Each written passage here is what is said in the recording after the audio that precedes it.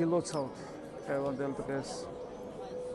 დღეს მოციქულთა ხსენება 12 მოციქულის ხსენება, რომლის სახელობის ტაძარის არის სვეტიცხოველი. ჩვენმა წინაპრებმა როცა სვეტიცხოველი ააგეს, მოციქულთა სახელზე ააგეს და ამით ერთგვარი ვალდებულება გაიჩინეს, რომ ყოფილიყვნენ მისიონერები ყველგან და ყოველთვის, სადაც ხელი მიუწვდებათ, სადაც შესაძლებლობა იქნება. ამიტომ ეს არის ერთგვარი დავალება ჩვენთვის, ქართველი ერისათვის. პირველ რიგში, რა თქმა უნდა, ჩვენ უნდა გავაკეთოთ ქრისტიანებმა და ერთ-ერთი პირველი რაშიც უნდა ეს ვლინდებოდეს, არის ის, რომ თავად ვიკითხოთ მოციქულთა წერილები. პავლე მოციქულის წერილები, პეტრე მოციქულის წერილები, აუცილებელია ეს, იმიტომ რომ მათ გარეშე სახარების გაგება, სახარებაში ღვთისნების გაგება არის ძალიან რთული.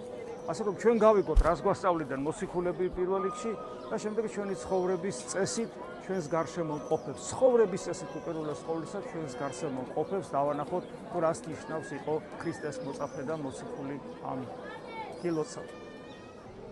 დღეს გამორჩეულად ძვირფასი და მნიშვნელოვანი დღეა საქართველოს მართლმადიდებელი ეკლესიის ყველა შვილისთვის, რომელიც დღეს აღნიშნავს 12 მოციქულის ხსენების დღეს, კრების დღეს, რომელი კრებულიც თავისი მოღვაწეობით ემსახურებოდა ღვთის დიდებას, რომელთა შესახებ ეკლესია ინდივიდუალურად ცალ-ცალკეც იხსენებს მათ ღვაწლს სხვადასხვა დღეს, მაგრამ დღევანდელს აერთიანებს ამ კრებულს, რომელმა კრებულმაც ქრისტეს სახელით მოგვიტანა სიყვარული, მოგვიტანა ერთობა, მოგვიტანა ღვთის შემეცნების შესაძლებლობა. ჩვენ ვართ წმინდა ანდრია მოციქულის საყდრის ერთგული სამწყსო, ჩვენი მართლმადიდებელი ეკლესია და სწორედ დღეს ჩვენი კათოლიკოს პატრიარქი შიო მესამე საქართველოს მართლმადიდებელი ეკლესიის 152 პატრიარქი პირველად აღავლენს აი ამ საპატრიარქო პატივით ამ დღესასწაულს, რომელმაც წმინდა სინოდის მთავრებთან ერთად ეს დღესასწაულის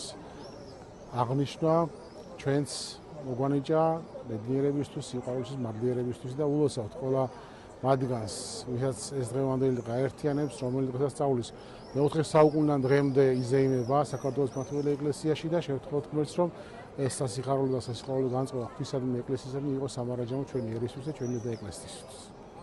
ულოცავთ ყველა ერთგულისთვის და ეკლესიის.